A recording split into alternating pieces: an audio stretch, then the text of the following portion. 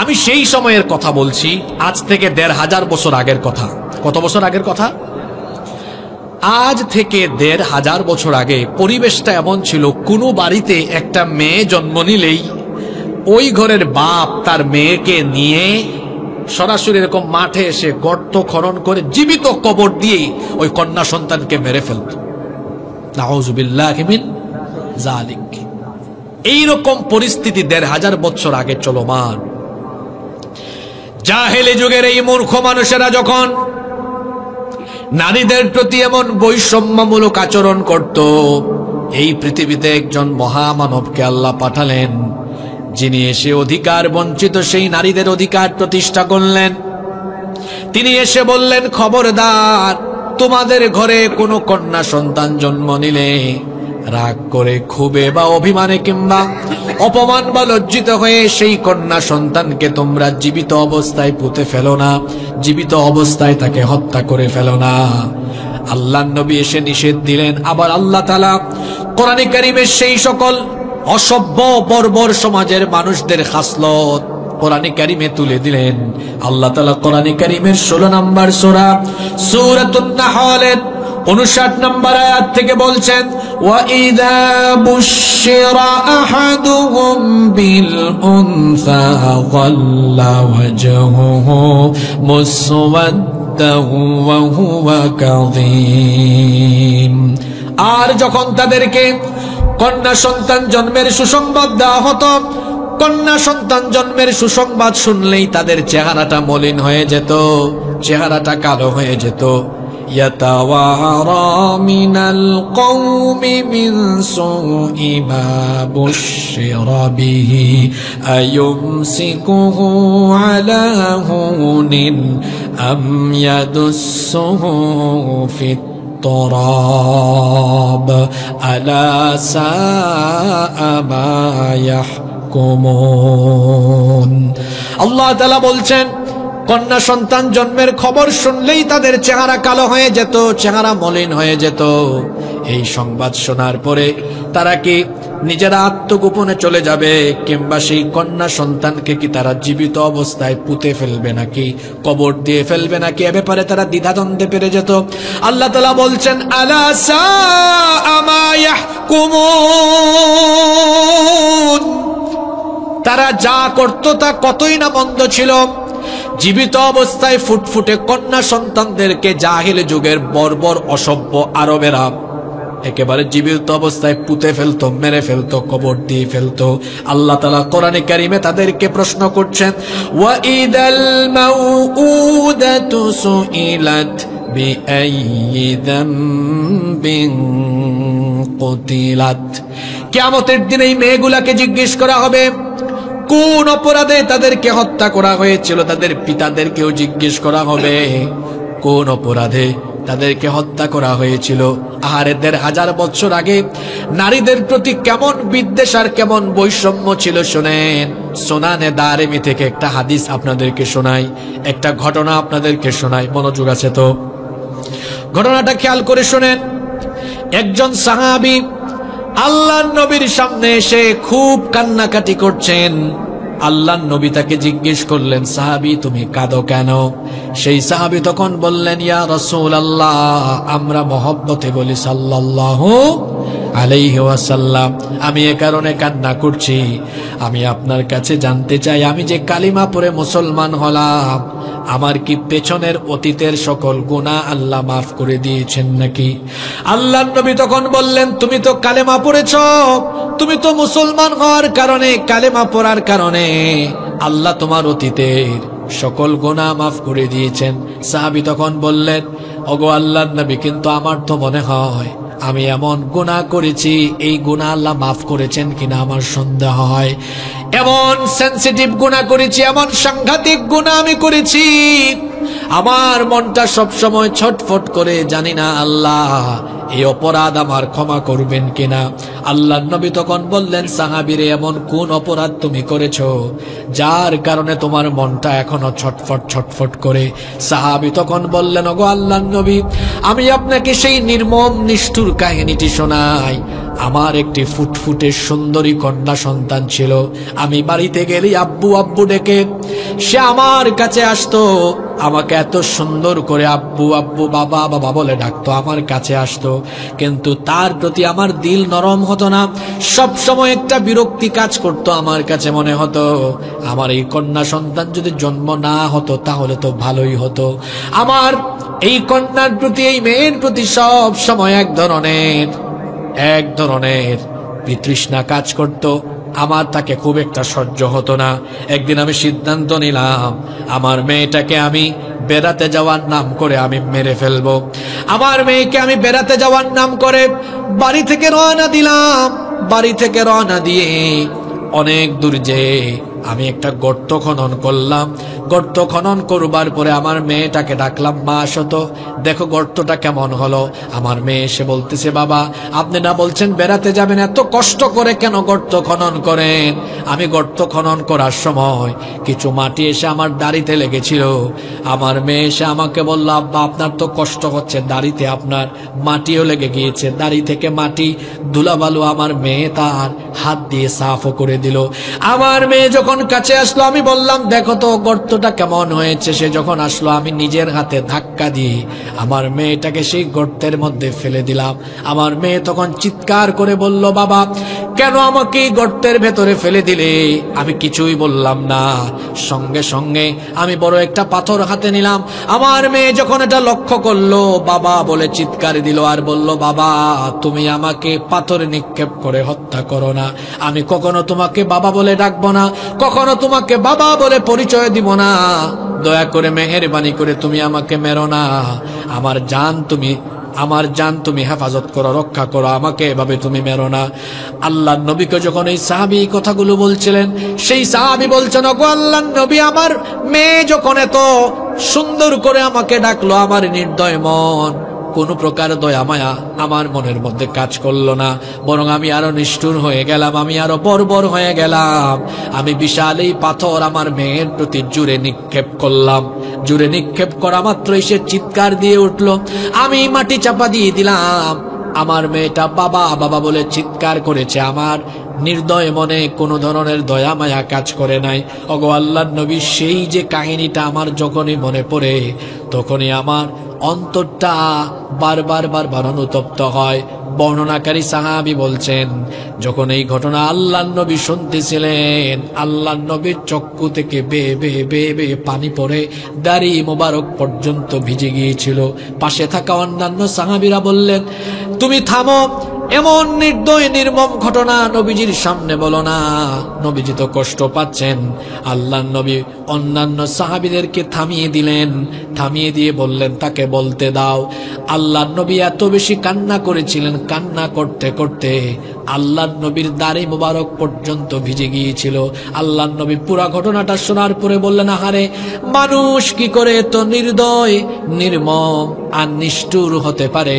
কি করে বাপ হয়ে নিজের মেয়েকে মানুষ এভাবে জীবিত অবস্থায় কবর দিয়ে ফেলতে পারে? মনোযোগ আছে? কথা বলেন, মনোযোগ আছে? এটা কত বছর আগের কাহিনী? জোরে বলেন, আরো জোরে বলেন। ১৫০০ বছর আগে এইরকম করে বাড়িতে বাড়িতে, গ্রামে গ্রামে, এলাকায় এলাকায় মেয়ে সন্তান জন্ম নিলে এই কাফিরেরা, এই বেঈমানেরা এইভাবে করে কন্যা সন্তানকে তারা জীবিত অবস্থায় কবর দিয়ে ফেলতো। আজকে যারা বলে ইসলাম নারীর প্রতি বৈষম্য করেছে, এই সকল মূর্খদের জানা নাই পৃথিবীর বুকে সর্বপ্রথম ইসলামী নারীর অধিকার প্রতিষ্ঠা করেছে ১৫০০ বছর আগে। যখন এইভাবে করে কন্যা সন্তান জন্ম নিলেই কন্যা সন্তানকে কবর দেওয়া হতো, সেই সমাজে সর্বপ্রথম আল্লাহর নবী তার জবান দিয়ে বের করলেন। আল্লাহর নবী কাফের মুশরিকদেরকে বললেন, কন্যা সন্তান জন্ম নিলে তাকে তোমরা নিজেদের জন্য অপমানকর, লজ্জাকর মনে করো না, বরং কন্যা সন্তানকে নিজের জন্য বরকতময় মনে করো। আল্লাহর নবী তাদেরকে বললেন, ইদা ওয়ালিদা লিররাজুলু ইবনাতান বাআসাল্লাহু আযজা ওয়া জাল্লা মালাইকা। আল্লাহর নবী বললেন, যখন কোন ঘরে কন্যা সন্তানের জন্ম হয়, আল্লাহ তাআলা খুশি হয়ে সঙ্গে সঙ্গে ওই ঘরের মধ্যে রহমতের ফেরেশতা নাজিল করে দেন। সুবহানাল্লাহ। আরো আস্তে বলেন সুবহানাল্লাহ। রহমতের ফেরেশতা আগমন করে, ইয়াকুলুনা, এরপরে তারা বলতে থাকে, আসসালামু আলাইকুম আহলাল বাইত। রহমতের ফেরেশতারা এসে বলে, যেই ঘরে কন্যা সন্তানের জন্ম হলো এই ঘরের সবার উপরে সালাম। ইয়াকতানিফুনা বিআজনিহাতিহিম ওয়া ইয়ামসাহুনা বিআইদিহিম আলা রাসিহা। এরপরে রহমতের ফেরেশতারা ওই কন্যা সন্তানের মাথার মধ্যে হাত বুলিয়ে দেয়, হাত বুলিয়ে দিয়ে দিয়ে বলতে থাকে, ইয়াকুলুনা দাঈফাতান খারাজাত মিন দাঈফাত, দুর্বল সত্তা থেকে আরেকটি দুর্বল সত্তা জন্ম নিয়েছে। আল কাইয়িমু আলাইহা মুআনুন ইলা ইয়াউমিল কিয়ামাহ, যে কন্যা সন্তান এই ঘরে জন্ম নিল, এই কন্যা সন্তানকে যদি পিতা মাতা আদর স্নেহ মমতা ভালোবাসা দিয়ে প্রতিপালন করে, এই পিতা মাতার উপরে কিয়ামত পর্যন্ত আল্লাহর সাহায্য অবধারিত থাকবে। এখানে যারা আছেন মেয়ে সন্তান আছে, অনেক বাবা আছেন না? আমাদের সমাজে অনেক মানুষ মেয়ে জন্ম নিলেই তার চেহারা কালো, মুখ কালো হয়ে যায়, মলিন হয়ে যায়। সে চিন্তা করে, আর যদি ছেলে হইতো ইনকাম করে খাওয়াইতো, মেয়ে তো হয়ে গেছে। বুঝে না, মেয়ে সন্তান হলো বরকতের প্রতীক, রহমতের প্রতীক। এখানে আলেমরা বসে আছেন, জিজ্ঞেস করেন এরকম একটা হাদিস ছেলেদের ব্যাপারে আছে কিনা, যে ছেলেরা জন্ম নিলে এইভাবে রহমতের ফেরেশতারা এসে দোয়া করে। কিন্তু কন্যা সন্তানের ব্যাপারে হাদিস আছে, যেই ঘরে কন্যা সন্তান জন্ম নেয় সেই ঘরে রহমতের ফেরেশতারা এসে ওই ঘরের প্রতি সালাম দিয়ে মা বাবার জন্য দোয়া করে বলে যায়, যদি মা বাবা এই কন্যা সন্তানকে স্নেহ মমতা ভালোবাসা দিয়ে লালন পালন করে সৎ পাত্রস্থ করে, এই মা বাবাকে আল্লাহ তাআলা তার জান্নাত দিয়ে দিবেন। ইসলাম নারীর প্রতি জুলুম করলো, বৈষম্য করলো, না অধিকার দিল? জোরে বলেন, অধিকার। কন্যা সন্তান জন্ম নিলে আমাদের চেহারা অনেকের কালো হয়ে যায়। অনেকে আছে তার ঘরে 2টা 3টা কন্যা সন্তান জন্ম নিয়েছে, বউয়ের সাথে ভালো আচরণ করে না, বলে তোমার কি হইল বুঝলাম না, তুমি খালি মেয়ে সন্তান জন্ম দাও। শোনেন, এজন্য আপনি কোনো নারীকে দোষারোপ করবেন না, কারণ সন্তানটা ছেলে হবে না মেয়ে হবে, এজন্য কন্ট্রিবিউশন পুরুষেরও আছে, অর্থাৎ স্বামী এবং স্ত্রী উভয়েরই আছে। আর সবচাইতে বড় কথা হলো, এটা ছেলে হবে না মেয়ে হবে এটা নির্ধারণ করেন কে? আসতে বলবেন না, জোরে বলেন কে? কন্যা সন্তান জন্ম নিলে মন খারাপ কইরেন না। মাঝে মাঝে এমন হয় যে ছেলের চাইতে মেয়েরা আরো বেশি মা বাবার সাথে সুন্দর আচরণ করে, ছেলেদের চাইতে মেয়েরা অনেক সময় দেখবেন মা বাবার আরো বেশি কাজে লাগে, হয় কি হয় না? আর মেয়ে হইলে আপনি বেজার হয়ে যায়েন না। দেখেন তো আমার আপনার প্রিয় নবী মুহাম্মাদুর রাসূলুল্লাহ সাল্লাল্লাহু আলাইহি ওয়াসাল্লামের যতগুলো ছেলে আল্লাহ দিয়েছেন সবাইকে আল্লাহ উঠায় নিয়েছেন। আল্লাহর নবীর যারা বেঁচে ছিল তারা ছেলে না মেয়ে? জোরে বলেন, ছেলে না মেয়ে? অনেকে আছে মেয়েদের বাপকে, মেয়ের মাকে গালি দেয়, বলে এদের খালি মেয়ে হয়। খবরদার, মেয়েদের বাপ মাকে কখনো গালি দিয়েন না, কারণ যারা কন্যা সন্তানের পিতাকে কষ্ট দিল তারা যেন রসুলকেই কষ্ট দিল। কারণ আমার রসুলের তো সব মেয়ে সন্তান ছিল। মেয়ে সন্তান হলে মন খারাপ করবেন না, রাগ করবেন না, বেজার হবেন না, কারণ আল্লাহর নবী কত বড় সুসংবাদ দিয়েছেন। হাদিসটা খেয়াল করে শোনেন, সুনানে ইবনে মাজার মধ্যে হাদিস বর্ণিত হয়েছে। আল্লাহর নবী বলেছেন, মান কানা লাহু সালাসু বানাত فصبر عليهن وأطعمهن وسقاهن وكساهن من جدته كن له حجابا من النار يوم القيامة। আল্লাহর নবী বললেন, যার 3টা কন্যা সন্তান আছে, এই 3 কন্যার পিতামাতা যদি এই 3 কন্যাকে আদর স্নেহ মমতা ভালোবাসা দিয়ে লালন পালন প্রতিপালন করে, তাকে যদি ভরণ পোষণ লালন পালন করে উত্তম শিক্ষায় শিক্ষিত করে সৎ পাত্রস্থ করে, আল্লাহ তাআলা সেই পিতা মাতাকে কিয়ামতের দিন আল্লাহ তাআলা জাহান্নাম থেকে বাঁচায় দিবেন। সুবহানাল্লাহ পড়বেন না? আল্লাহর নবী একদিন সাহাবীদের সামনে বলছেন, শোনো সাহাবীরা, যার 2টা কন্যা সন্তান আছে, এই 2 কন্যা সন্তানকে যারা আদর স্নেহ মমতা ভালোবাসা দিয়ে লালন পালন করবে, আমার দিকে তাকান। আল্লাহর নবী 2টা আঙ্গুল ওয়াদাম্মাস সাব্বাবাতি ওয়াল ওয়াসতা, এই দুই আঙ্গুল সাহাবীদেরকে দেখায় বললেন, এই দুইটা আঙ্গুল যেমন খুব কাছাকাছি, এই দুইটা আঙ্গুলের মধ্যে যেমন কোনো ব্যবধান নাই, দুইটা আঙ্গুল যেমন খুব কাছাকাছি, কিয়ামতের দিন দুই মেয়ের মা বাবা আর আমি এইভাবে এক জান্নাতে অবস্থান করব। এক সাহাবী দাঁড়িয়ে বললেন, ইয়া রাসূলুল্লাহ, আমরা বলি সাল্লাল্লাহু, আমার তো দুই মেয়ে না, আমার তিন মেয়ে, আমি কি আপনার সাথে জান্নাতে থাকবো না? রাসূল বললেন, তুমিও আমার সাথে জান্নাতে থাকবে। সুবহানাল্লাহ। সাতক্ষীরার বাবারা, ভাইয়েরা, তাহলে বলেন তো দেখি, ১৫০০ বছর আগে যখন কন্যা সন্তান জন্ম নিলে ওই ঘরের লোকেরা কন্যা সন্তানকে মেরে ফেলতো, কবর দিয়ে ফেলতো, সেই সমাজে ইসলাম নারীর প্রতি জুলুম বৈষম্য করলো না অধিকার দিল? জোরে বলেন, আরো জোরে, আরো জোরে। ইসলাম নারীর অধিকার প্রতিষ্ঠা করেছে, বরং যারা নারীবাদী হয়ে নারী আন্দোলন করে যুগ যুগ ধরে তারা নারীদের অধিকার প্রতিষ্ঠা করতে পারে নাই, বরং তারা নারীদেরকে রাস্তাঘাটে নামিয়ে তাদের ইজ্জত লুণ্ঠনের ব্যবস্থা করেছে। ইসলাম নারীর অধিকার কেমনে প্রতিষ্ঠা করলো? খুব খেয়াল করে শোনেন কিভাবে ইসলাম নারীর অধিকার দিল। একটা মেয়ে ঘরে জন্ম নিয়েছে, জন্ম নেওয়ার পরই সুসংবাদ দেওয়া হয়েছে, এই পিতামাতার জন্য সুসংবাদ। এই পিতামাতা যদি মন খারাপ না করে মেয়েটাকে লালন পালন করে, এই পিতামাতা কার সঙ্গে জান্নাতে থাকবে? আরো আসতে বলেন। রসুলের সঙ্গে জান্নাতে থাকতে পেরে আপনারা মনে হয় খুশি না? আমি আমার নিজের কথা বলি, আমারও একটা মেয়ে আছে, আমি অনেক খুশি। কারণ মেয়ের ব্যাপারে তো, মেয়ের মা বাপের ব্যাপারে হাদিস আছে না? জোরে বলেন, হাদিস আছে না? তাহলে আপনারা এমন ভাবে উত্তর দিচ্ছেন, আপনারা কি খুশি না? তাইলে কন্যা সন্তানের পিতা মাতাকে আল্লাহ রসুল জান্নাতের সুসংবাদ দিয়েছেন, এবং সুসংবাদ দিতে গিয়ে বলেছেন এরা কার সাথে জান্নাতে থাকবে? জোরে বলেন, কার সাথে? রসুলের সাথে জান্নাতে থাকতে পেরে আমরা খুশি না বেজার? আল্লাহ যেন নসিব করে দেন, বলেন আমিন। খেয়াল করেন, এই মেয়েটা মাত্র জন্ম নিয়েছে। এবার এই মেয়েকে লালন পালন করতে গিয়ে যেন পিতা মাতা বৈষম্য না করে, যেন জুলুম না করে, আল্লাহর রাসূল সতর্ক করে দিলেন। আমরা কিন্তু অনেক বৈষম্য করি, এই বৈষম্য ইসলাম করে নাই, এটা আপনারা করেছেন। কিভাবে? কারো ঘরে প্রথমে একটা মেয়ে জন্ম নিয়েছিল, এটাকে খুব আদর করছে বাপ মা দুজনেই। 2 বছর পরে যখন এবার তাদের ঘরে ছেলে আর একটা জন্ম নিয়েছে, এবার দেখা যায় মেয়ের প্রতি মহব্বত কমে গিয়েছে আর ছেলের প্রতি মহব্বত বেড়ে গিয়েছে। তখন ছেলেকে কুলে নেয়, কাঁধে নেয়, বাজারে গেলে কত কিছু কিনে দেয়, মেয়ের কোনো খোঁজখবরও নাই। দেখা যায় যখন মা বাবা ছেলেকে নিয়ে মেয়েকে নিয়ে খাবার খেতে বসে, মাছের মাথা, মুরগির রান এটা ছেলেকে দেয়, আর মেয়েকে মাছের লেজ, তারপরে মুরগির ওই যে ধরেন আপনার গিলা, কলিজা বা পাজরের অংশ, তুই খাইলে খা, না খাইলে নাই। এই বৈষম্য কি ইসলাম করেছে না আপনারা করেছেন?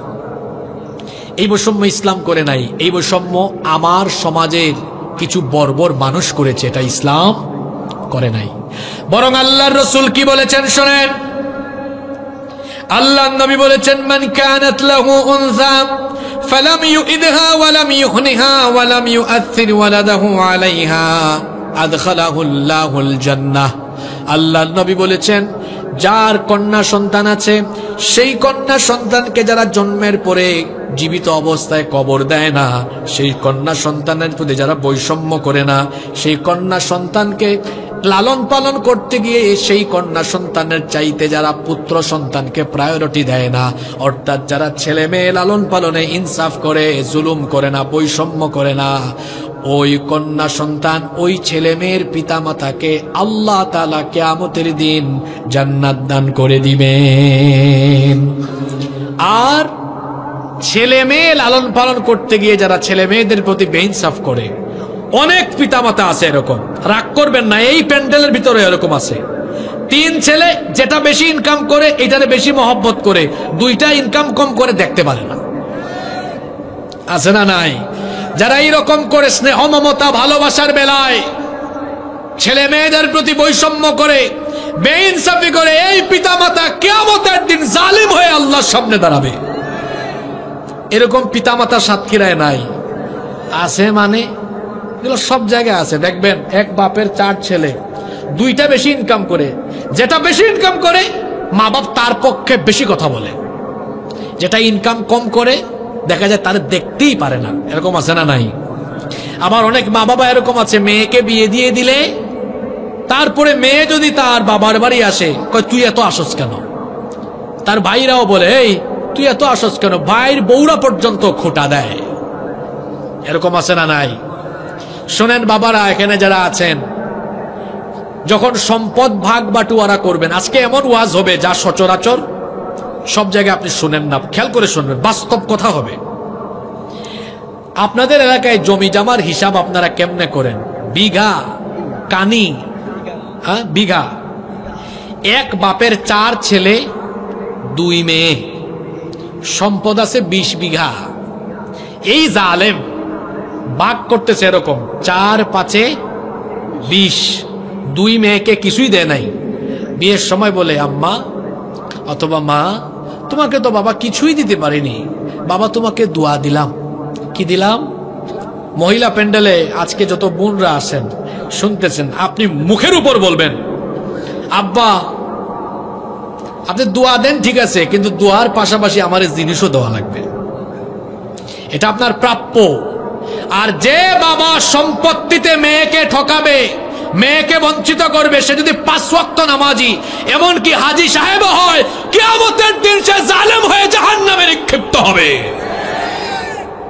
সাফ কথা বলে গেলাম, মেয়েকে ঠকাবেন, জালিম হয়ে জাহান্নামে যাওয়া লাগবে। আপনারা মেয়েদেরকে সম্পদে ভাগ দেন না বলে আপনারা মারা যাওয়ার পরে মা বাপ মারা যাবে, আর ওই ভাইরা আর ভাইয়ের বউরা খুঁটা দেয়। বোন বাড়িতে আসলে বলে তোর তো এই বাড়িতে মা বাবার সম্পদে কোনো হক নাই, তুই আসছত কেন, যা বের হ। ভাইয়ের বউরাও খুঁটা দেয়। দেয় কি দেয় না? আপনাদের এলাকায় মনে দেয় না? দেয়। মানে ভাইয়ের বউরা বলে যে আপনি এত আসেন কেন, কম আসতে পারেন না, দেখতেই পারে না। এরকম আছে না নাই? খবরদার, এই বৈষম্য ইসলাম করেনি, এই বৈষম্য সমাজের কিছু বর্বর মানুষ করেছে। আল্লাহ রসুল তো বলেছেন ছেলে মেয়ে লালন পালনে ইনসাফ করো, বৈষম্য করো না, মেয়ের চাইতে ছেলেকে প্রাধান্য দিয়ে দিও না, বরং আদর মহব্বতের বেলায় মেয়েদেরকে একটু বেশি মহব্বত করবেন। কারণ মেয়েদেরকে মহব্বত করতেন রাহমাতাল লিল আলামিন মুহাম্মদুর রাসূলুল্লাহ সাল্লাল্লাহু। আল্লাহর নবী যখন কোন সফরে যেতেন, একদম শেষে তিনি তার মেয়ের সাথে দেখা করতেন। আবার যখন সফর থেকে ফিরে আসতেন, সবার আগে তিনি হাদিয়া নিয়ে, গিফট নিয়ে তার কলিজার টুকরা মেয়েদের সাথে দেখা করতেন। আপনারা শুধু সুবহানাল্লাহ কইতে পারবেন, কিন্তু আপনাদের কাজ কি? যখন সাতক্ষীরায় যান, ঢাকায় যান, দেশের বাইরে যান, কোনো কিছু আনলে আগে আপনি আপনার বউ, আপনার ছেলে সবার ভাগ দেওয়ার পরে বলেন আমার ফাতেমা কোথায়, আসো ধরো, লাস্টে। আর আল্লাহ রসুল করতেন এটা লাস্টে না ফার্স্টে? জোরে বলেন। মেয়েদের প্রতি জুলুম করবেন না, অবিচার করবেন না। দেখেন ইসলাম কিভাবে নারীর অধিকার, সম্মান আর মর্যাদা প্রতিষ্ঠা করলো। যেখানে নারীর কোনো ইজ্জত ছিল না, সম্মানই ছিল না, জন্ম নিলেই জীবিত অবস্থায় পুঁতে ফেলা হতো, সেই যুগে ইসলাম নারীর এমন ভাবে মর্যাদা দিল।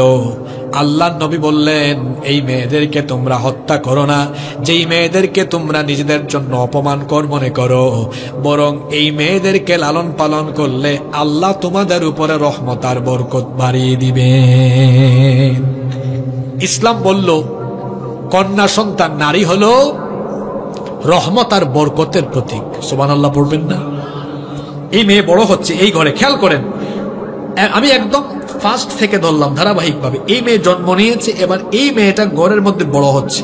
প্রথমে তার মা বাবাকে রেড অ্যালার্মিং দেওয়া হয়েছে, সতর্কবার্তা, খবরদার বাপ হয়ে মা হয়ে মেয়ের প্রতি বেইনসাফ করো না।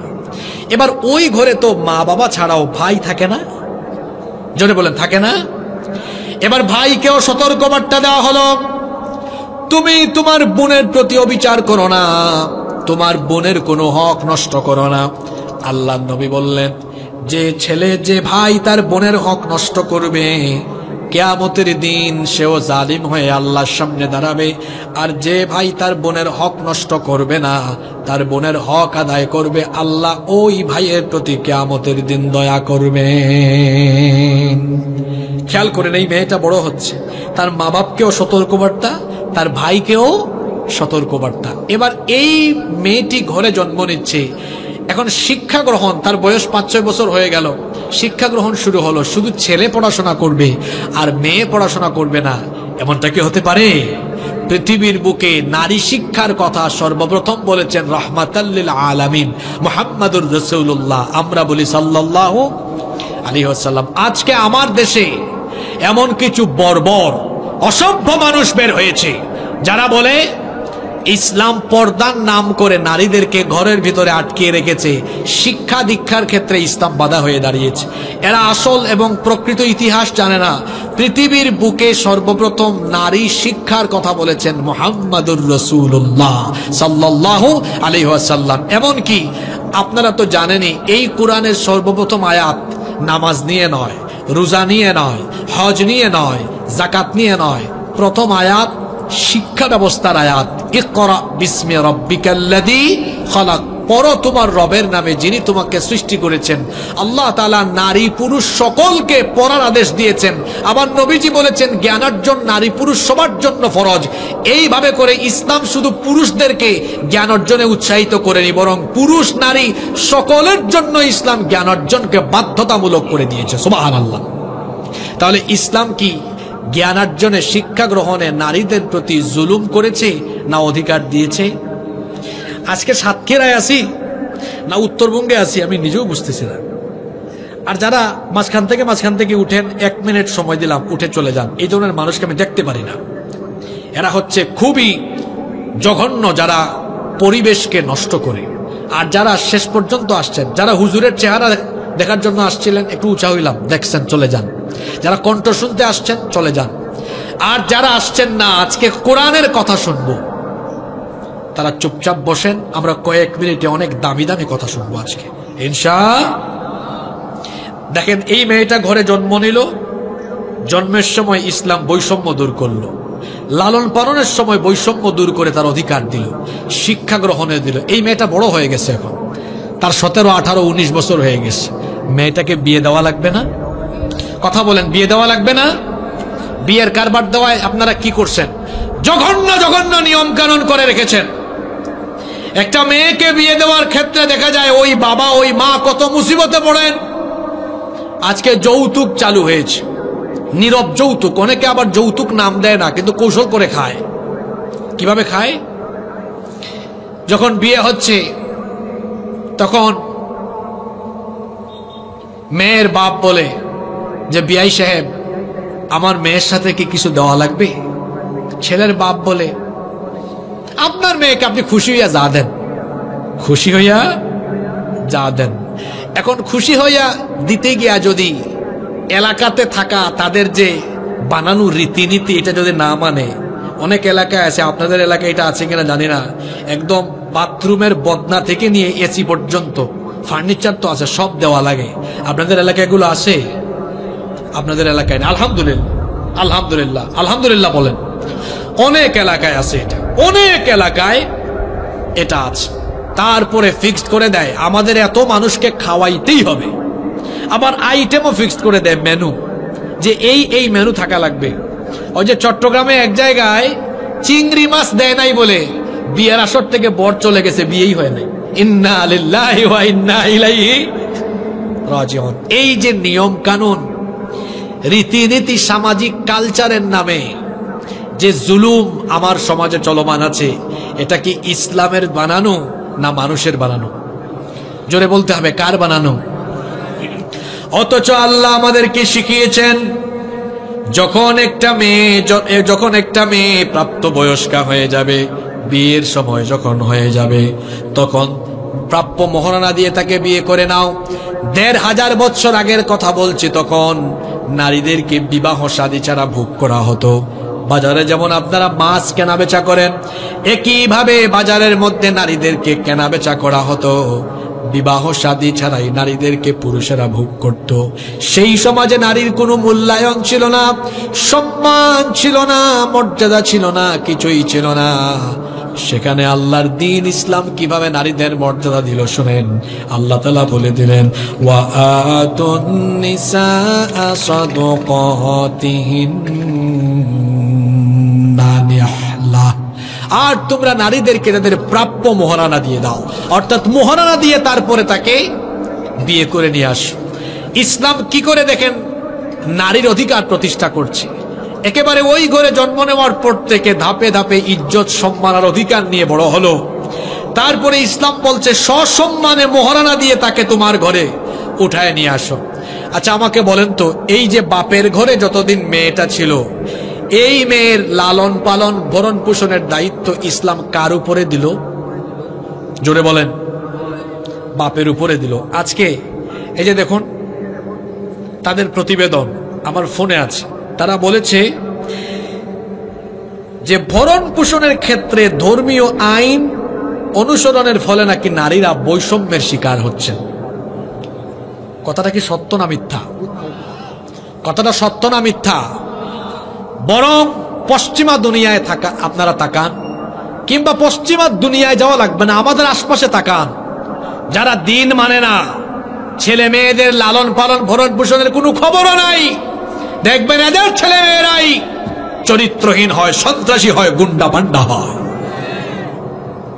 যারা তাদের ছেলে মেয়েদেরকে ছোটকাল থেকেই টেক কেয়ার করে, এদের ছেলে মেয়েগুলো আল্লাহওয়ালা হয়, দিনদার হয়, মুত্তাকি হয়, পরহেজগার হয়।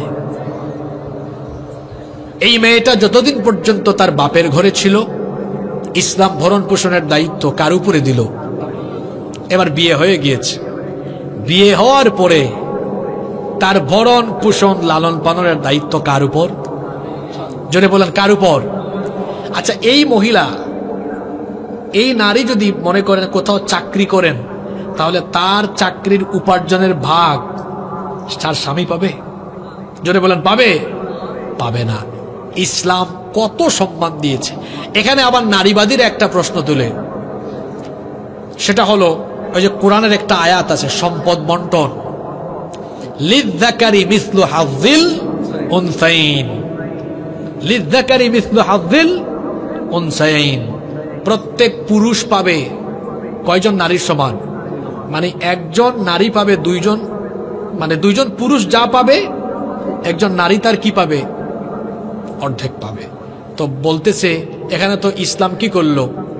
নারীর প্রতি বৈষম্য করলো।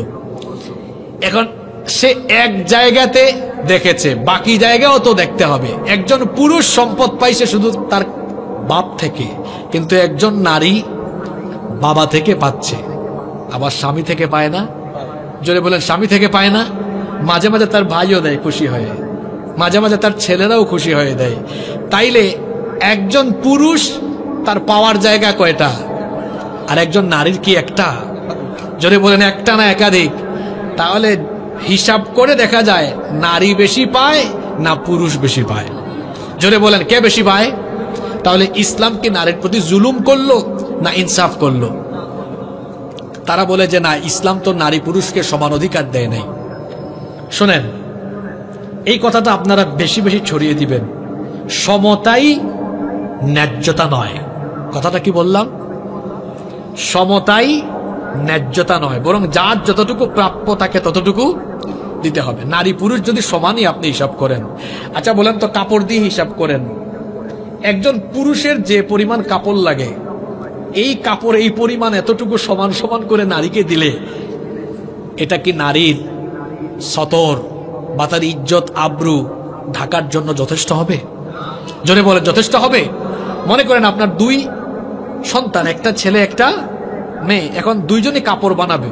ছেলে বানাবে পাঞ্জাবি পায়জামা, কয় গজ লাগবে? 6 গজ লাগবে কেন? 5 গজের ভিতরে হয়ে যাবে। কিন্তু একটা মেয়ে 3 পিস বানাবে, তারপরে বুরখা বানাবে, তার কি 5 গজে হবে? তা আপনি যদি বলেন না নারী পুরুষ সমান অধিকার, এরও 5 গজ এরও 5 গজ হবে, তাহলে সমতাই ন্যায্যতা নয়, বরং যার যতটুকু প্রাপ্য তাকে ততটুকু দিতে হবে। ইসলাম তাই করেছে। ইসলাম নারীকে তার প্রাপ্য হক দিয়েছে। এজন্য দেখা গিয়েছে অনেক ক্ষেত্রে নারী পুরুষের থেকে বেশি পেয়ে গিয়েছে। সুবহানাল্লাহ। একটু পরে আমাদের পয়েন্ট আসতেছে। যেমন বাবা আর মা, মা আর বাবা, এই দুজনের মধ্যে পিতা এবং মাতা, মা আর বাবা, এই দুজনের মধ্যে বাবার চাইতে মায়ের হক কয় গুণ বেশি? কথা বলেন না কেন? 3 গুণ। তাহলে এখানে ইসলাম নারীর অধিকার এবং সম্মান কমিয়ে দিল না বাড়িয়ে দিল? কেন বাড়িয়ে দিল তারও ব্যাখ্যা একটু পরে আসবে ইনশাআল্লাহ। তো দেখেন, এই নারীকে বিয়ে করে আনা হলো একদম মোহরানা দিয়ে। আর 1500 বছর আগে বিয়ে হইতো কিভাবে?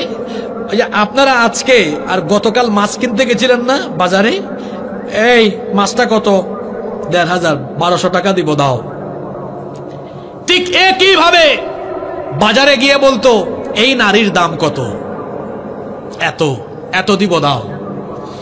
এইভাবে করে কেনা বেচা করে বিবাহ শাদী ছাড়াই নারীদেরকে জাহেলি সমাজে ভোগ করা হতো। সেই সমাজে ইসলাম এসে বলল, খবরদার, নারীকে এভাবে কেনা বেচা করতে পারবা না, বরং পছন্দ হলে শরীয়তের রীতিনীতি মোতাবেক বিবাহের প্রস্তাব দিয়ে ন্যায্য মোহরানা দিয়ে তারপরে স্ত্রীর সম্মান মর্যাদা দিয়ে তাকে ঘরে উঠায় নিতে হবে। আল্লাহু আকবার। ইসলাম নারীর প্রতি বৈষম্য করলো না অধিকার দিল? জোরে বলেন। এবার আপনার ঘরে স্ত্রী হয়ে যে মেয়েটি আসলো, তার সাথে আপনি দাসীর মতো আচরণ করতে পারবেন না, ইসলাম নিষেধাজ্ঞা দিয়েছে। এখানে তো অনেক ভাইয়েরা আছেন, ওয়াজ শুনতে চলে আসছেন, আজকে সারাদিন বউয়ের সাথে খিটখিট খিটখিট করে আসছেন, আছে না? খবরদার, নিজেদের বিবির সাথে খিটখিট খিট আচরণ করবেন না।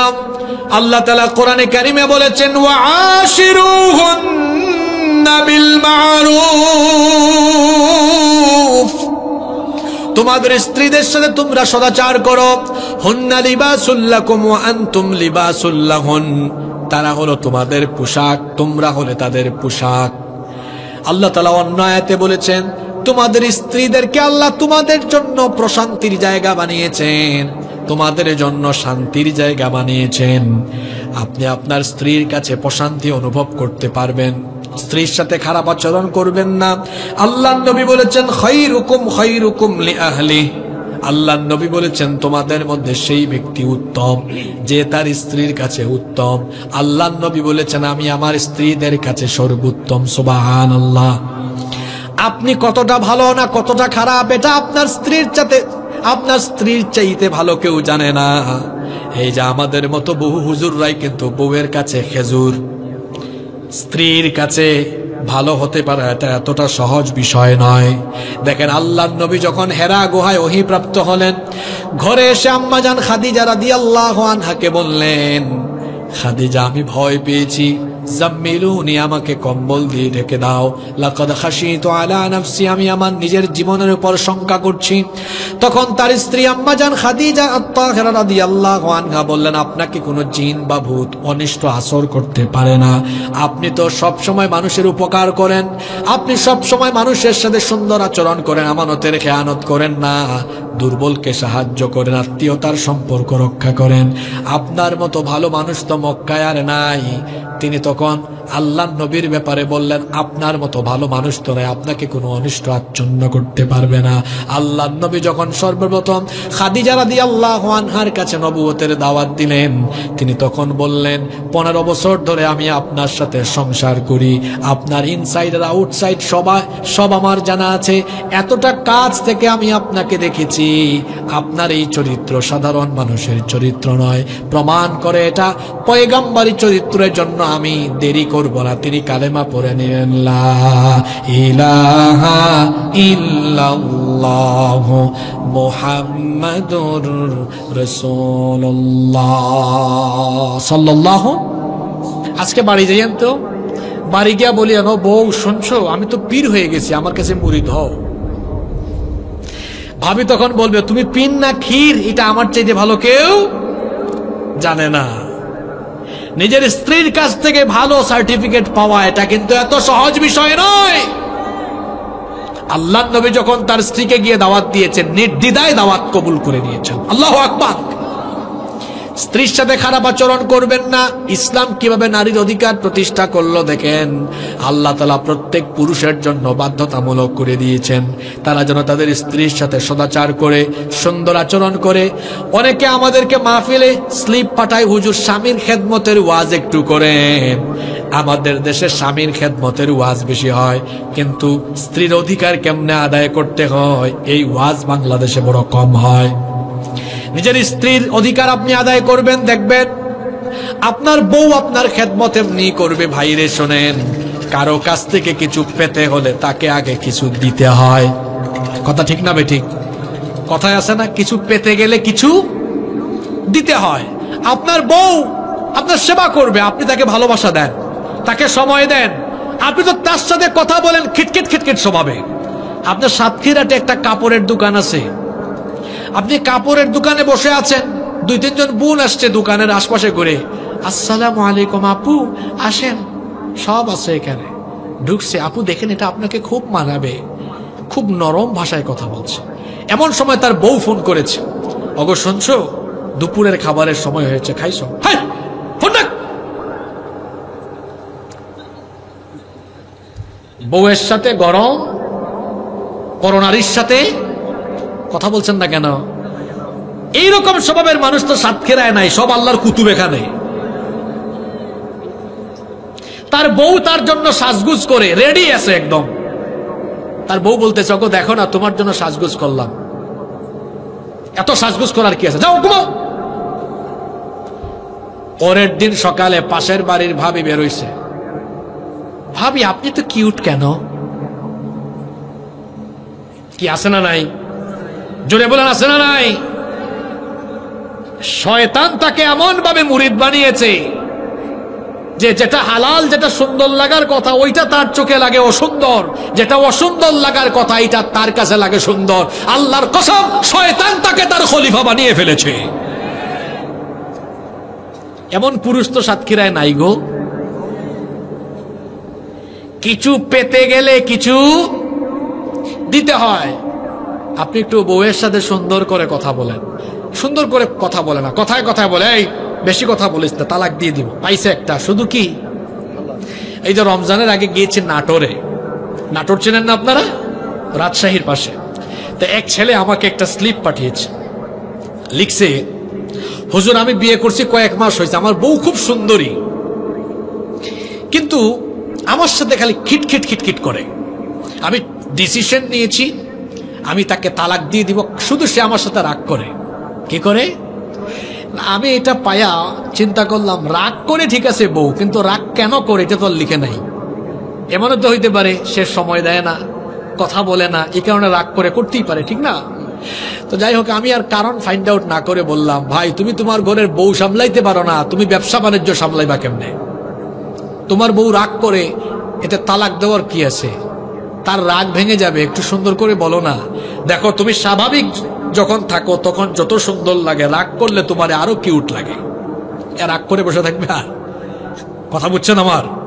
এ রাগ করবে? আপনি তো কৌশলে আপনার বউকে বশ করতে পারেন, কিন্তু না, আপনার বউ রান্না করেছে। আচ্ছা, একটা মেয়ে তার বাপের বাড়িতে 17-18 বছর ছিল, মা বাবা কিন্তু তার মেয়েকে খুব মহব্বত করছে, একদিনও রান্না করে ঢুকায় নাই।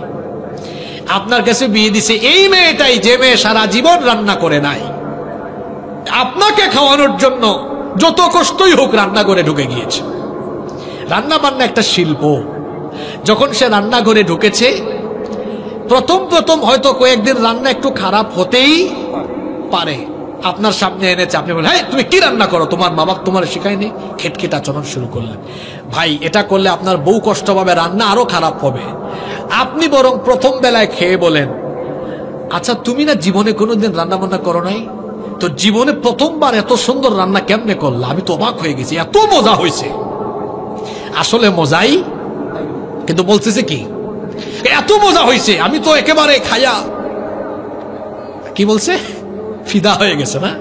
এটা বলে দেখেন, আপনার বউ এত খুশি হবে। আপনি সুন্দর একটা কমপ্লিমেন্ট দেন না, দুপুরবেলা খাইছেন তো, দেখবেন রাতের রান্না করার জন্য তখন থেকেই চিন্তা শুরু করবে, আমার হাজবেন্ডকে রাতে আরো কত ভালো খাওয়াইতে পারে। দেখবেন আরো আন্তরিক হবে। 2-3 দিন 4-5 দিন 1 সপ্তাহ 2 সপ্তাহ যেতে না যেতে আপনার ওয়াইফ হয়ে যাবে আপনার জন্য সেরা রাঁধুনি। এত মজার রান্না করবে যে বাইরে কোথাও খেয়ে আর তৃপ্তি লাগবে না। ঠিক না ঠিক? তাইলে যেটা ধমকায়া করা যায় না, এটা ভালোবেসে করা যায় কি যায় না? জোরে বলেন, যায় কি যায় না? আপনার বউয়ের থেকে আপনি খেদমত পাবেন। আমি তো বলেছি কিছু পেতে গেলে কিছু দিতে হয়। আপনি দিয়েছেন? আপনি তো দেন না। একটু সুন্দর করে কথা বলেন। আল্লাহর রাসূল তার স্ত্রীদের সাথে কেমন আচরণ করতেন শোনেন। সারাদিন আল্লাহর নবী কাজ কাম শেষ করে যখন বিভিন্ন দায়িত্ব পালন করে ঘরে গিয়েছেন, ঘরে গিয়ে দেখেছেন এখনো রান্না বান্না হয় নাই। আপনাদের মেজাজ হলো এমন, সারাদিন বাড়ির বাহিরে থেকে সন্ধ্যায় এসে যদি দেখেন রান্না হয় নাই, তখন মেজাজ কি নরম না গরম হয়? জোরে বলেন তো। মেজাজ গরম হওয়া এটা কি রসুলের স্বভাব নাকি? আল্লাহর নবী সারাদিন শেষে বাড়ি এসে দেখেছেন কোনো খাবার রেডি হয় নাই। রসুলের মেজাজ কখনো গরম হয় নাই, বরং নরম মেজাজে নরম সুরে বলেছেন, আয়েশা চলো একটু রান্না করে আমিও তোমার সাথে যাই, তরকারি কেটে তোমাকে আমি সাহায্য করি। আল্লাহর নবী মেজাজটা নরম করে নরম ভাষায় তিনি তার স্ত্রীর সাথে কথা বলেছেন। এমনকি মাঝে মাঝে রান্না বান্নার কাজে তিনি তার স্ত্রীদেরকে সহযোগিতা করেছেন। আপনি সহযোগিতা করছেন, মাঝে মাঝে একটু পেঁয়াজ কাটতে যাইয়েন, বুঝবেন রান্না বান্না করা কত কষ্ট। একটু আলু কেটে দিয়েন, তরকারি কেটে দিয়েন, একটু মাছ কেটে দিয়েন। এই যে খাবার দাবার খান না, খাবার দাবার খাওয়ার পরে ডাইনিং টেবিল থেকে এগুলো কিচেনে আপনি রাখা লাগবেন। একটু হাত বাড়াইয়েন, আপনার স্ত্রী এসে বলবে হাই হাই আপনি কি করছেন, রাখেন আমি নিয়ে যাব। আপনি একটু বলেন না না তুমি সারাদিন কাজ করছো আমি নিয়ে রাখি। আপনাকে নিতে দিবে না, কিন্তু ওই যে আপনি একটু আন্তরিকতা দেখাইছেন না, আপনার প্রতি তার ভালোবাসা আরো বহুগুণ বেড়ে যাবে। সুবহানাল্লাহ। এটা তো আপনি করেন না। আবিয়াইত্যা যারা আসো, যারা বিয়ে শাদী করো না, এগুলা শিখো। নিজের স্ত্রীর সাথে ভালো আচরণ করতে হবে, তখন এই স্ত্রী এমনিতেই আপনার খেদমত করবে ইনশাআল্লাহ। এখন দেখেন ইসলাম নারীর অধিকার কেমনে দিল। ওই যে একটু আগে বললাম, সে চাকরি বাকরি করলো, তার উপার্জনে স্বামীর কোনো হক নাই। তবে আমাদের দেশে এখন অনেক নারীদেরকে, অনেক নারীবাদীর এই কথা বলে, তোমরা কি শুধু ঘরে বসে থাকবা, তোমরাও কি চাকরি বাকরি করবা না? খেয়াল করুন, এই কথাগুলো আপনারা বেশি বেশি ছড়িয়ে দিবেন। ইসলাম নারীকে বানিয়েছে রাজরানী, আর আমার সমাজের কিছু লোক নারীকে বানাতে চায় চাকরানী। কথা বুঝেন নাই? দুইটা শব্দ বলছি, একটা কি বলছি রাজরানী, আরেকটা বলছি আচ্ছা রানীর কাজ কি? রাজা আর রানী কি কাজ করে না হুকুম দেয়? আমি শেষ করে দিই, শেষ করে দিব। রাজা রানী তারা কি কাজ করে না হুকুম দেয়? জোরে বলেন। আর চাকর কি করে? কাজ করে। ইসলাম নারীকে কোন জায়গায় রেখেছে দেখেন। বাবা মায়ের ঘরে ছিল, বাবা ভরণ পোষণ করবে। স্বামীর ঘরে এসেছে, স্বামী ভরণ পোষণ করবে। এই নারী ফোন করবে, এই শোনো অফিস থেকে আসার সময় 2 কেজি আলু 5 কেজি চাল এটা এটা এটা আনবা। এটা কি কাজ করলো না হুকুম দিল? জোরে বলেন। এটা এটা নিয়ে আসবা। ইসলাম নারীকে রেখেছে রানীর জায়গায়। আর আমার দেশে কিছু মানুষ নারীদেরকে ভুল বুঝায়, তোমরাও বের হও চাকরি করো। তারা এইভাবে নারীদেরকে ভুল বুঝায়া চাকরানি বানায়া তারা নারীদেরকে বিভিন্ন কর্মক্ষেত্রে নিয়ে গিয়ে তারপরে নারীদেরকে ইজ্জত লুণ্ঠনের ব্যবস্থা করতে চায়। বলবেন হুজুর ইজ্জত লুণ্ঠনের ব্যবস্থা করতে চায় কেমনে? আপনি দেখবেন নারীদেরকে এমন এমন জায়গায় আজকে সেট করা হচ্ছে যেখানে যেখানে নারীদেরকে সম্মান দেওয়ার চাইতে তারা বেইজ্জত করছে বেশি। আমার দিকে তাকান তো, বিভিন্ন সিমের কোম্পানি আর বিভিন্ন কোম্পানির বা বিভিন্ন সার্ভিসের হেল্প লাইনে কল সেন্টারে যারা কাজ করে, পুরুষ বেশি না নারী বেশি? কথা বলছেন না কেন? নারীর কণ্ঠটা আকর্ষণীয়, ওখানে নারীর কণ্ঠকে তারা ইউজ করছে। যারা দেশে বিদেশে সফর করেন, 5 স্টার 7 স্টার হোটেলের রিসিপশনে পুরুষ বেশি না নারী বেশি? বিমানে যাতায়াত করেন না, বিমানে ক্যাবিন ক্রু থাকে, ক্যাবিন ক্রু পুরুষ বেশি না নারী বেশি? আমার বোনরাও শোনেন, নারীবাদীরা চাকরি দেওয়ার নামে আপনাদেরকে কি আসলে সম্মান দেয় না আপনাদেরকে ব্যবহার করে? খেয়াল করে শোনেন। বললাম বিভিন্ন কল সেন্টার, বিভিন্ন কল সেন্টারে পুরুষ বেশি না নারী বেশি? এই যে সিম আছে, জিপি সিম, রবি, বাংলা লিংক, একটু কল লাগান তো 121, বা ওই যে তাদের যে নাম্বার আছে, বা বিকাশে, নগদে, অথবা বিভিন্ন ব্যাংকের হেল্পলাইনে, তারপরে যে অনলাইনে টিকিট কাটে সহজ.com, তারপর বিমানের যে টিকিট কাটে ফ্লাইট এক্সপার্ট, বা বিভিন্ন অনলাইন সাইট আছে, আপনি একটু কল দেন, বা ই কমার্স সাইট আছে, অনেকে এখন অনলাইন বিজনেস করে না, দেখবেন যে ফোন নাম্বার দিয়েছে একটু ফোন করেন, মেয়ে কণ্ঠ, মেয়ে কণ্ঠ। হোটেলগুলোতে যান, মেয়ে। বিমানে যান, ক্যাবিন ক্রু, বেশিরভাগ মেয়ে। আপনারা বলেন তো, নারীদেরকে চাকরি বাকরিতে সুযোগ দেওয়ার নামে এরা কি আসলে নারীকে সম্মান দেয় না ব্যবহার করে? জোরে বলেন। টেলিভিশনে নিউজ খবর পড়ে না বেশি কারা? জোরে বলেন। তাহলে বলেন তো, ইসলাম নারীকে রেখেছে রানীর জায়গায়, আর এরা রানীর জায়গা থেকে টেনে নামায়া নারীকে কি বানাতে চায়? মুখ দিয়ে কথা বেরোয় না, কি বানাতে চায়? তা আমার মা বোনরা কি চাকরানি হবে না রানী হবে, সিদ্ধান্ত আমি তাদের উপর দিয়ে দিলাম। কথা কি বোঝা যায়? আমরা নারীদেরকে কি চাকরানি দেখতে চাই না রানী দেখতে চাই? জোরে বলেন। আমি কিন্তু শুরু করছিলাম জন্ম থেকে, একটা মেয়ে জন্ম নিছে, ওখান থেকে বড় হইতে হইতে শিক্ষা দীক্ষা সব পর্দা শেষ করে এখন বিয়ে শাদী আর সংসার জীবনে আছি, তাই না? আচ্ছা, বিয়ে শাদী হওয়ার পরে ওই নারীর ঘরে কি জন্ম নেয়? জোরে বলেন। এই নারী আবার তার সম্মান আর মর্যাদার একেবারে সর্বোচ্চ জায়গায় চলে যান। কিরকম? নারী যখন মা হন তখন তিনি পূর্ণতা লাভ করেন, এত বেশি পূর্ণতা লাভ করেন যে এই যে দেখেন, আমরা পুরুষ মানুষ, আমাদের প্রত্যেকের পায়ের তলায় জুতা, স্যান্ডেল, আর নারী যখন মা হয়ে যান তখন আল্লাহ তাআলা তার পায়ের তলায় সন্তানের বেহেশত রেখে দেন। সুবহানাল্লাহ। তো ইসলাম নারীর উপর জুলুম করলো না সম্মান দিল? জোরে বলেন। একজন নারী যখন মা হয়ে যান তখন তিনি সম্মান আর মর্যাদার সর্বোচ্চ আসনে সমাসীন হয়ে যান। এত বেশি সম্মান তার হয়ে যায়, পিতার চাইতে মায়ের অধিকার আল্লাহ 1-2 গুণ নয় 3 গুণ বাড়িয়ে দিয়েছেন। জোরে বলেন কয় গুণ? আবু হুরায়রা রাদিয়াল্লাহু আনহু থেকে হাদিস এসেছে, একজন সাহাবী এসে আল্লাহর নবীকে জিজ্ঞেস করলেন, মান আহাক্কুন নাসি বিহুসনি সাহাবাতি, সবচাইতে সর্বোত্তম আচরণ পাওয়ার জন্য আমার কাছ থেকে সবচাইতে অগ্রাধিকার পাবে কে? আল্লাহর নবী বললেন, উম্মুক, তোমার মা। সাহাবী দ্বিতীয়বার জিজ্ঞেস করলেন, সুম্মা মান, এরপরে কে? আল্লাহর নবী বললেন, উম্মুক, তোমার মা। সাহাবী তৃতীয়বার জিজ্ঞেস করলেন, সুম্মা মান, তারপরে কে? আল্লাহর নবী তৃতীয়বারও বললেন, উম্মুক। সাহাবী চতুর্থবার জিজ্ঞেস করলেন, সুম্মা মান, এরপরে আল্লাহর নবী চতুর্থবার বললেন, আবুকা, তোমার বাবা। কথা বুঝে থাকলে, হাদিসটা বুঝে থাকলে বলেন তো, আল্লাহর নবী মায়ের কথা বলেছেন কয়বার? আরো জোরে বলেন কয়বার? আর বাবার কথা বলেছেন কয়বার? তাহলে বলেন তো, বাপের চাইতে মায়ের অধিকার ইসলামে কম না বেশি? বলতে পারেন, হুজুর বাবার চাইতে মায়ের অধিকার কেন? ইসলাম 3 গুণ বাড়িয়ে দিল। এর কারণ হলো 3টা। জোরে বলেন কয়টা?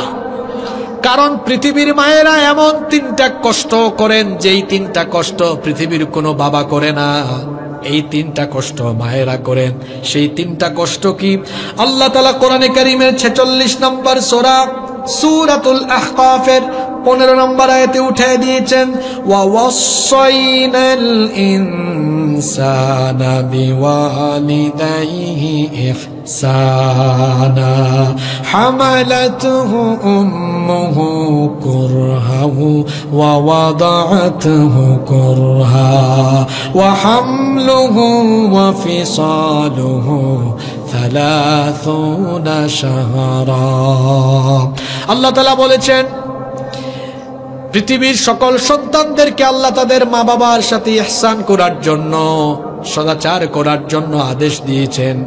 বিশেষ করে মায়ের ক্ষেত্রে মানুষ যেন মায়ের ক্ষেত্রে মানুষ যেন বেশি ইহসান করে, তার কারণ হলো মা এমন 3টা কাজ করেছেন যা পৃথিবীর বাবারা করে নাই।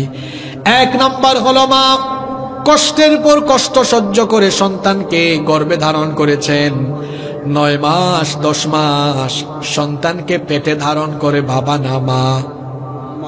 আসতে বলবেন না, সবাই বলেন বাবা না মা? গর্ভধারণের যন্ত্রণা কত কঠিন। আপনি তো রাতের বেলা ঘুমিয়ে যান। বাবা মায়ের সাথে যারা বেয়াদবি করেন, বিবাহ শাদী করেছেন, নিজের বউয়ের দিকে একটু তাকায়েন। আপনার বউ যখন প্রেগনেন্ট হয়ে যায়, ঘুমাতে পারে না, আপনি জিজ্ঞেস করেন বউ তুমি ঘুমাও না কেন? কই কেমনে ঘুমাবো, আমার পেটে তো আপনার সন্তান, সে তো নড়াচড়া করে আমারে ঘুমাইতে দেয় না। আহারে, আপনার নিজের বিবির দিকে তাকায় এক খাটে ঘুমান, তাও কি আপনার ছোটকালের কথা মনে পড়ে না? আপনিও যখন আপনার মায়ের পেটে ছিলেন, আপনার মায়ের পেটে থাকাকালীন এইভাবে মাসের পর মাস মায়ের পেটে গুতাগুতি করার কারণে মাও আপনার জন্য ঘুমাতে পারে নাই। 1 নম্বরে মা গর্ভধারণের সেই কঠিন যন্ত্রণা সহ্য করেছেন। 2 নম্বর মা যে যন্ত্রণা সহ্য করেছেন, সন্তান ডেলিভারি করেন পিতা না মাতা? কথা বলেন না কেন আপনারা? এদেরকে সন্তান প্রসবের যন্ত্রণা বুঝাইতে হলে নিয়ে যাইতে হবে সাতক্ষীরা মেডিকেলে, নইলে খুলনা মেডিকেলে। এখন তো সিজার বের হয়েছে। ওই নর্মাল ডেলিভারি যে রুমে হয় হাসপাতালে, ওই রুমকে কি বলে? Labour room. কি রুম বলে? ওখানে যাইয়েন, শুনিয়েন আওয়াজ। একটা নারী যখন সন্তান জন্ম দেন, এত করে চিৎকার মারেন, মনে হয় তার চিৎকারে আসমান ফেটে যায়। চিকিৎসা বিজ্ঞান বলছে মানুষ সর্বোচ্চ 20 থেকে 25 ইউনিট ব্যথা সইতে পারে, কিন্তু সন্তান ডেলিভারির সময় মা 50 থেকে 55 ইউনিট ব্যথা সহ্য করে। আল্লাহু আকবার। এই কষ্ট সহ্য করে আপনার বাপ না আপনার মা? 3টা কষ্ট মা সহ্য করেছেন যেটা বাবা করেন নাই। 1 নাম্বার মা 10 মাস গর্ভধারণ করেছেন। 2 নাম্বার মা আপনাকে প্রসব করেছেন। 3 নাম্বার মায়ের পেট থেকে বের হওয়ার পরে ভে ভে শুধু কান্না করে, কোনো ভাষা নাই।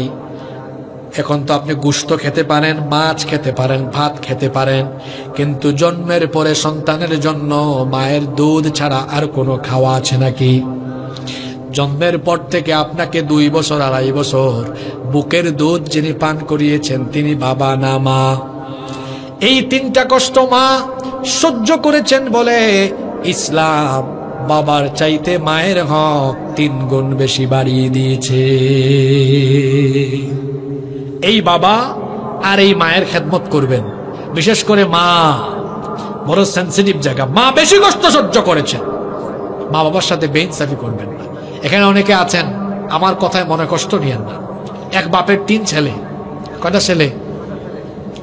মা বাপ বয়স্ক হয়ে গেছে, বুড়া মানুষ। 3 ভাই একদিন মিটিং এ বসেছে। মিটিং এ বসে বলতেছে, বড় ভাই ছোট 2 ভাইকে বলতেছে, আচ্ছা ভাইরা শোনো, আমরা আমাদের আব্বা আম্মাকে একটু ভাগ করে খাওয়াই। আমি 1 মাস, মেজো ভাই তুমি 1 মাস, ছোট ভাই তুমি আরো 1 মাস, ভাগাভাগি করতেছে। মেজো ভাই বলতেছে, বড় ভাই আমি আপনার সাথে একমত না। 1 মাস তো লম্বা সময়, আপনি 10 দিন, আমি 10 দিন, আমার ছোট ভাই, এরা ভাগ করে, এরকম ভাগাভাগি করে পালাক্রমে মা বাপকে খাওয়ায়, ভাগাভাগি করে চিকিৎসা করায়। এরকম সন্তান আমার সমাজে আছে না নাই? হ্যাঁ, নাফরমান সন্তান। তুমি যখন ছোট ছিলে তখন কি তোমার মা বাবা তোমাকে ভাগ করেছেন? বড় 2 ভাই এই কথা বলল। ছোট ভাই সে শুনে বলতেছে, বড় ভাই মেজো ভাই আমি আপনাদের সাথে দ্বিমত। আমি তো আপনাদের ছোট, আমি বড় 2 ভাই হিসাবে আপনাদের কাছে একটা দাবি করি। কই কি দাবি?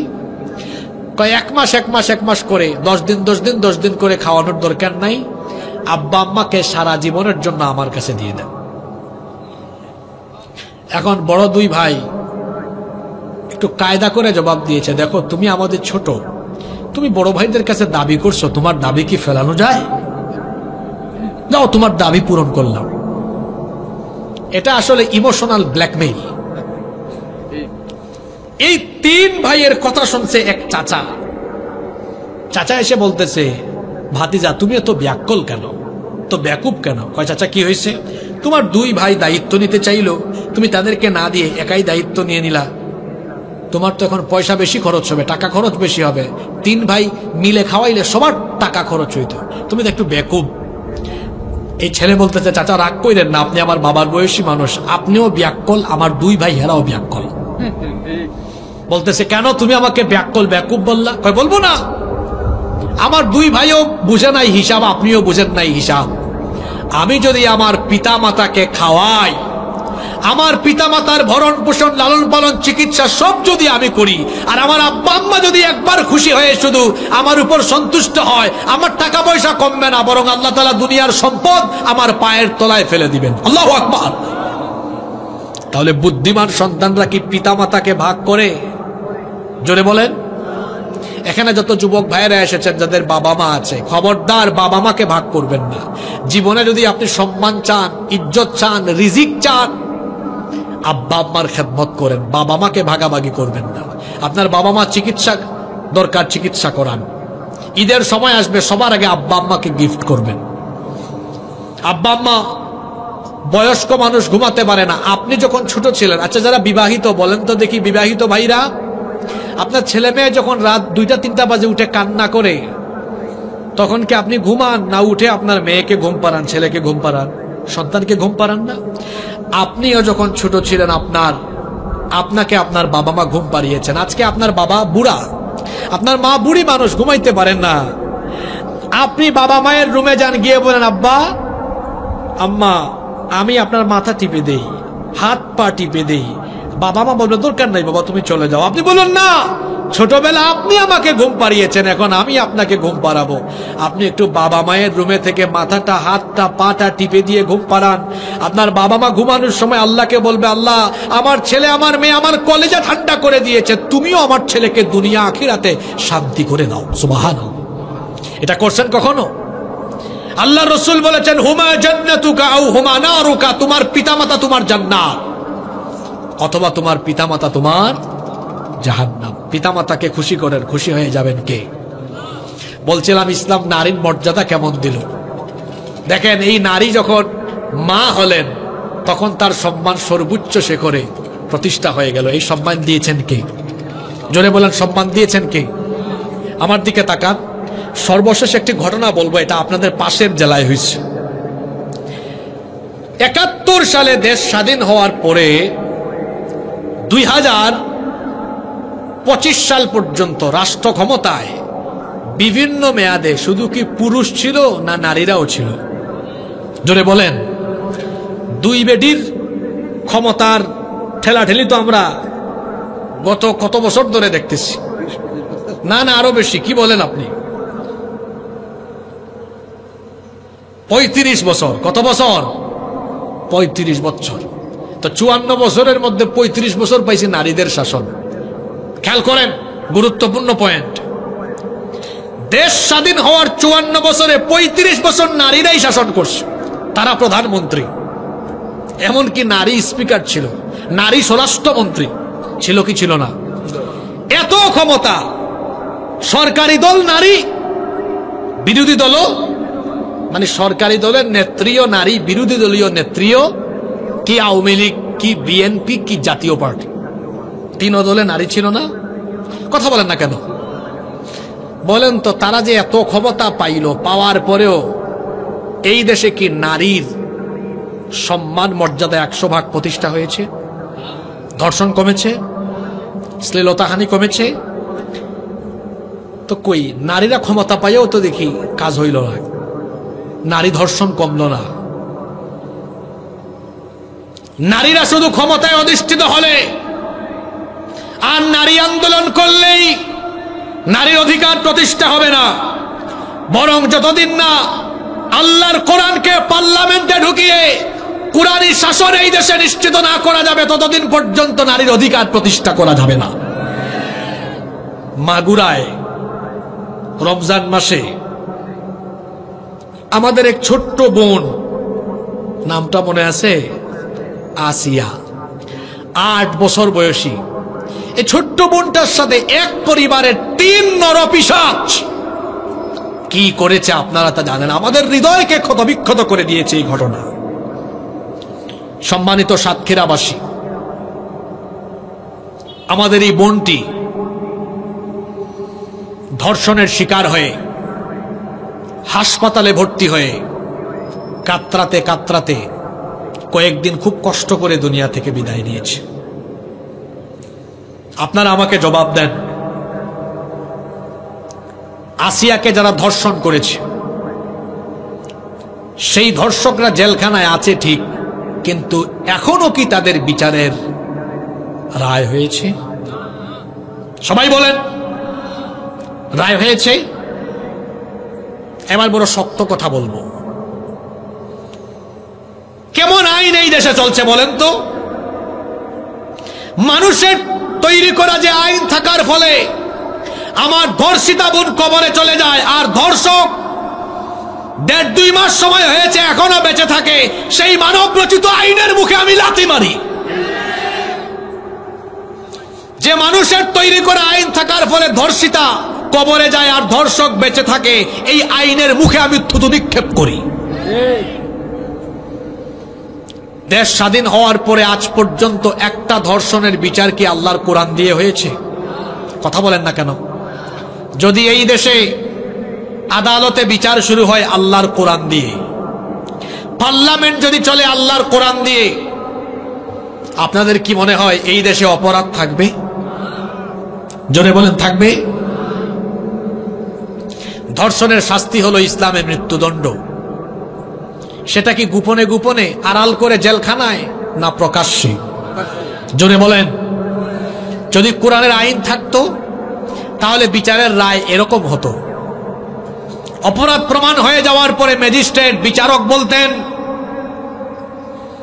এটাকে বাইতুল মুকাররমের সামনে নিয়ে যাও, বাইতুল মুকাররমের সামনে নিয়ে প্রকাশ্য জনসম্মুখে মৃত্যুদণ্ড দাও। এই সাতক্ষীরায় মাঝে মাঝে চুরির ঘটনা ঘটে কি ঘটে না?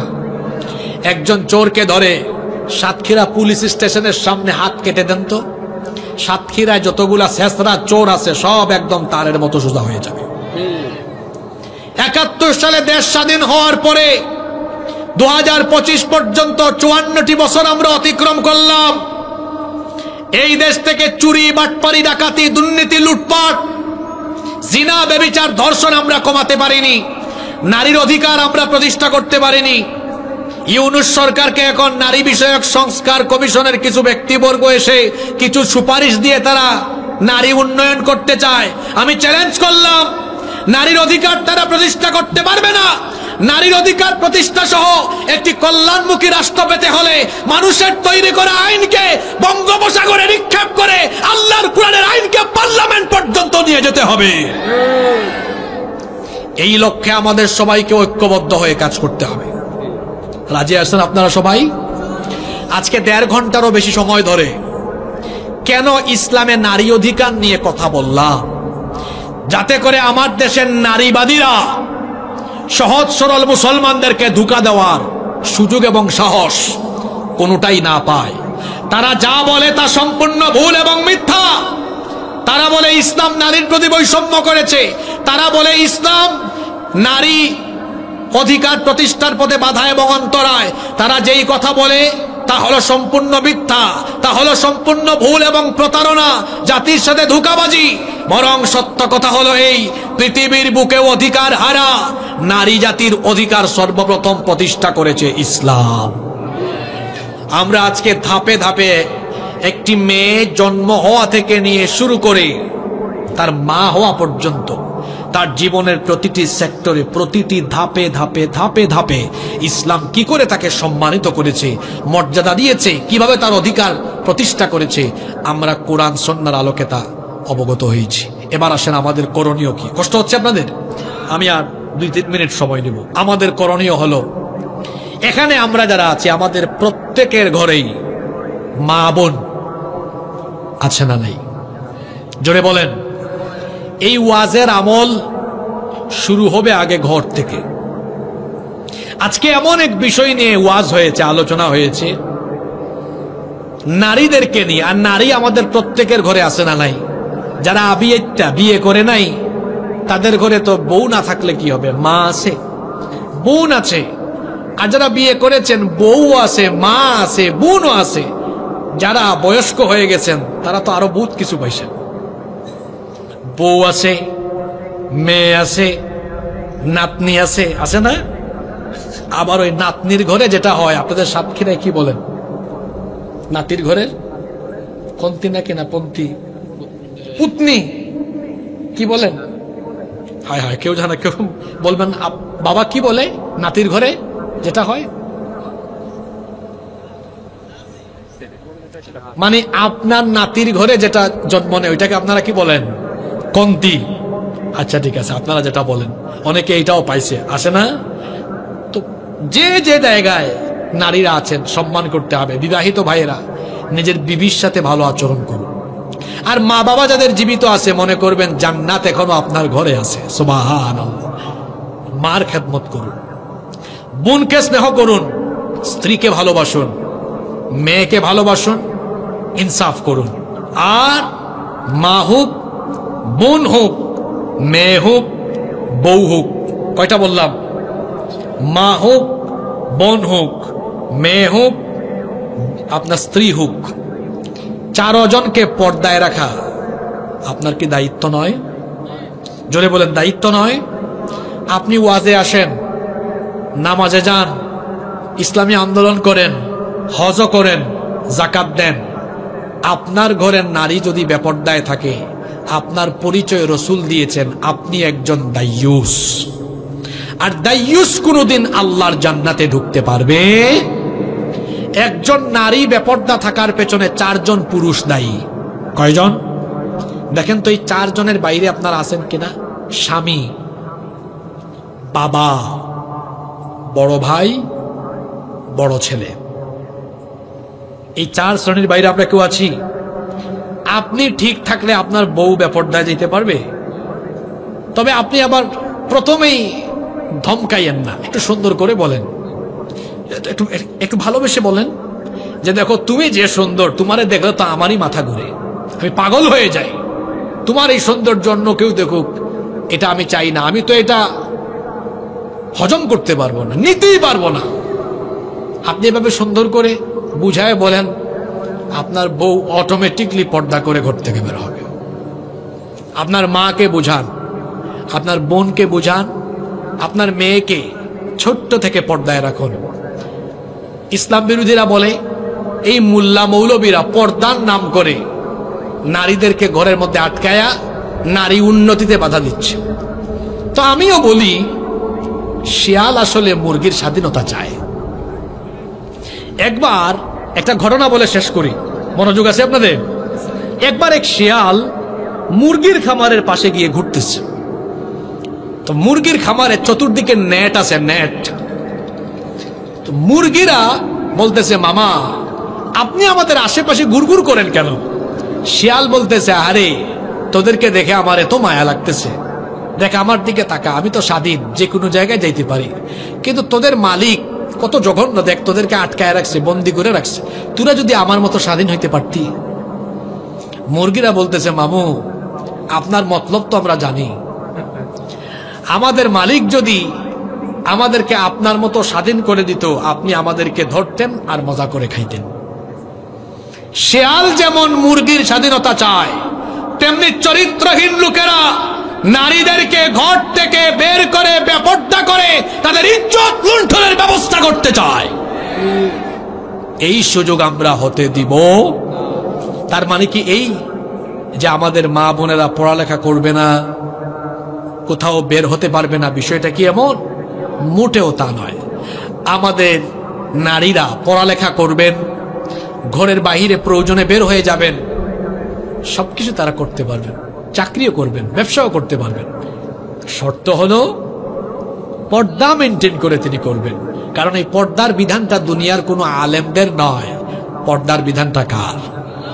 এজন্য আমাদের ঘরের মা বোনদেরকে আমরা পর্দা করাবো। শোনেন একটা কথা বলি শেষ দিকে মোনাজাতের আগে, আপনার কাছে প্রচুর টাকা আছে, প্রচুর ক্ষমতা আছে, আপনি কোনো মাদ্রাসার, কোনো স্কুলের, কলেজের প্রিন্সিপাল, অনেক সম্মান আছে আপনার, মাছের ঘের আছে, অনেক ব্যবসা আছে, অনেক টাকা আছে, চেয়ারম্যান, মেম্বার, কিন্তু শুনেন ভাই, আপনার পরিবারে যদি সুখ শান্তি না থাকে, আপনার এই টাকা পয়সা, ব্যবসা বাণিজ্য, আপনার এই রাজনীতির কোনো কিছু দিয়ে আপনি মনের সান্ত্বনা আর মানসিক প্রশান্তি আপনি পাবেন না।